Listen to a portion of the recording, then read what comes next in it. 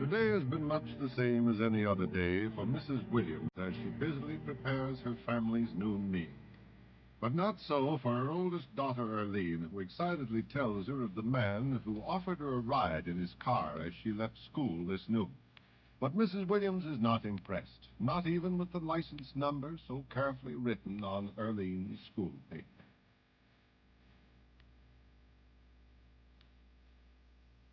But there is no doubt that she would very much be concerned if it were possible for her to read this man's troubled and frustrated thoughts.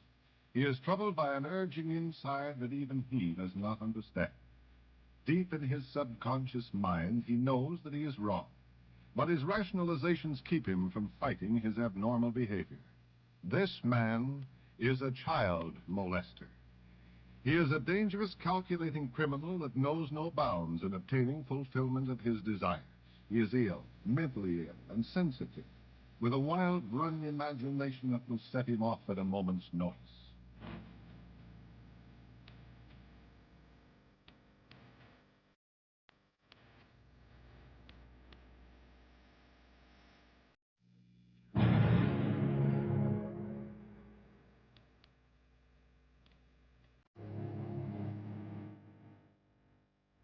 Through a mother's negligence, this man is still free to try once again to lure an innocent child into his perverted work. To the molester, there is no such thing as failure. Arlene's good judgment in his previous attempt was only a momentary setback. His abnormal urge deepened to the point of inner explosion. He chooses his innocent victim. This time, he will not fail. This time, he is sure.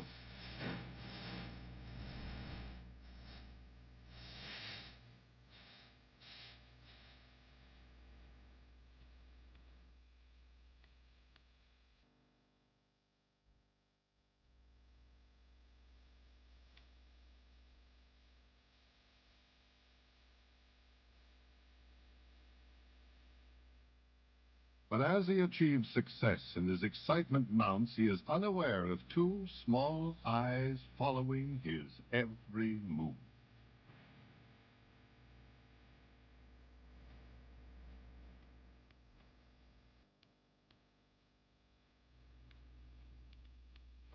When the molester's little victim fails to arrive home for lunch, the school receives a telephone call from a worried mother. The school secretary reassures the child's mother as best she can, but carefully writes down all of the information available that is relative to the incident.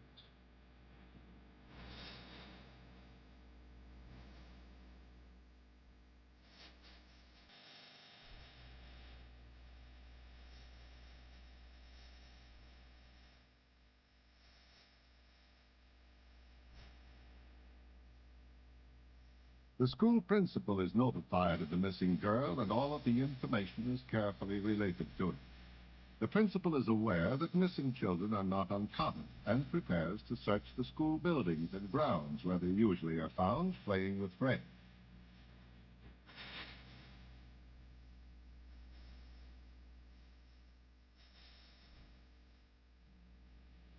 The The child's teacher is contacted and questioned, and it is found that the little girl has not been seen since classes were dismissed for the lunch period.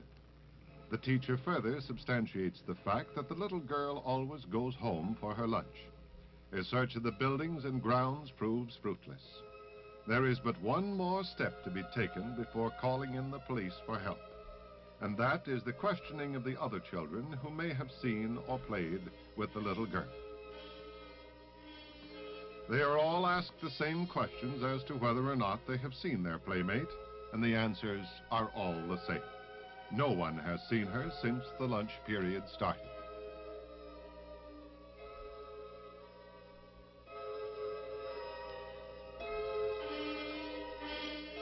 No one, that is, except one small, inquisitive boy who even now is not aware of what he has seen. Upon his arrival at the playground, he too is questioned by the teacher regarding the little girl's disappearance. But this time there is a different answer, and after hearing his story, there is no doubt left as to what action has to be taken, and quickly.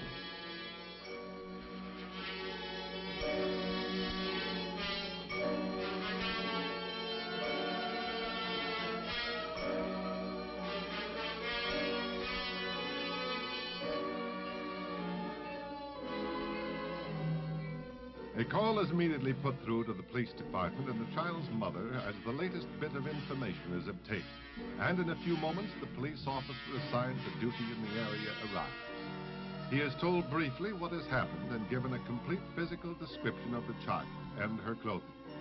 The officer carefully writes down each bit of information in preparation of relaying the details to police headquarters in order that a radio broadcast may be transmitted to all police units, and an immediate search may be launched.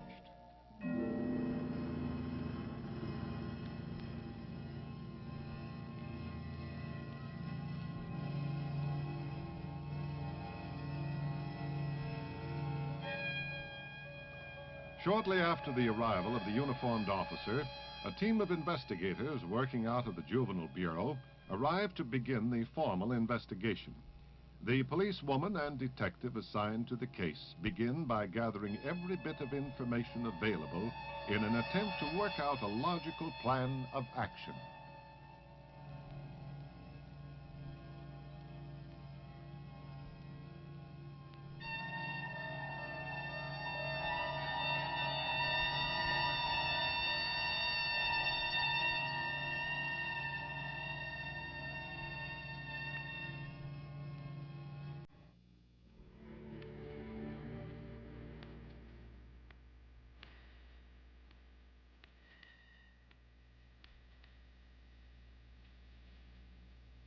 The investigation is launched with the re-questioning of the little boy.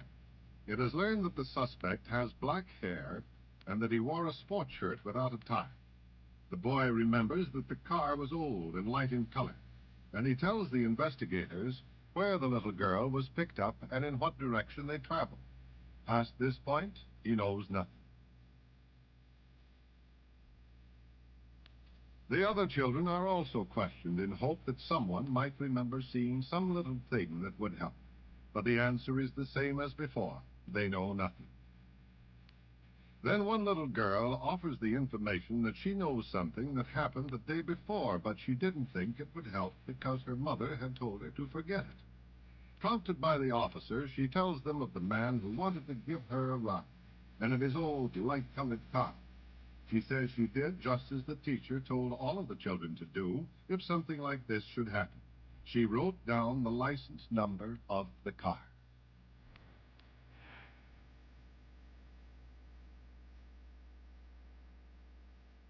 In the meantime, all available police units are conducting a citywide search for the little girl and her abductor. With the new information and the license number to look for, the search is more pointed, and in addition to the local radio broadcast to all Fresno police units, the information is transmitted to all law enforcement agencies in the Central Valley, and teletype bulletins are issued throughout the state.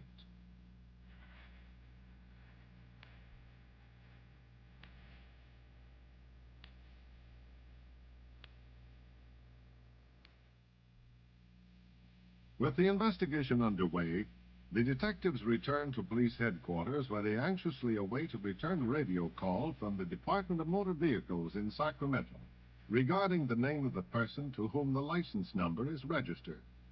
While waiting, they correlate their information and activities to make certain that no stone has been left unturned in the search for the little girl. Before word is received from Sacramento, they are notified by telephone that a patrol car has found the vehicle and the suspect is in custody. They are told the little girl is safe and unharmed and is being taken home to her mother.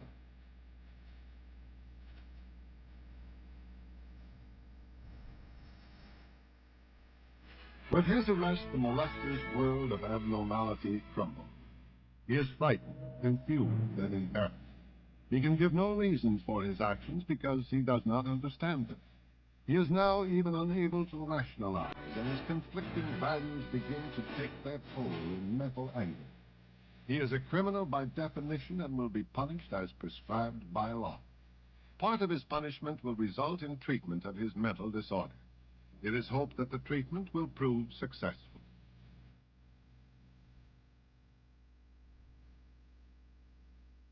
The problem does not end with the solving of this or any number of other cases.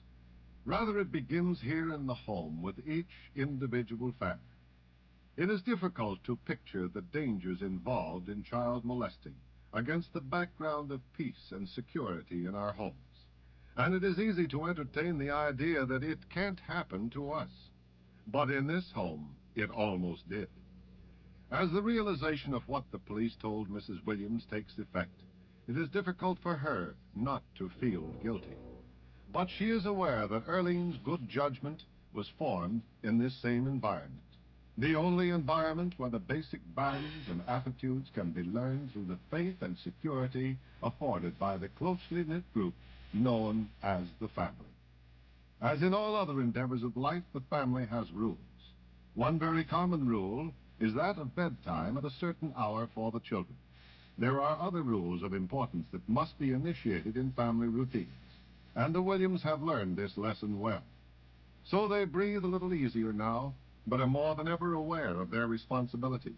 They realize that they can never let up, but must constantly remind the children of the rules that will keep them safe from the problem of the child molested. They hope you too will do your part in this crime prevention program, which can be compared to a family insurance plan initiated by you. It costs you nothing, but can save you everything.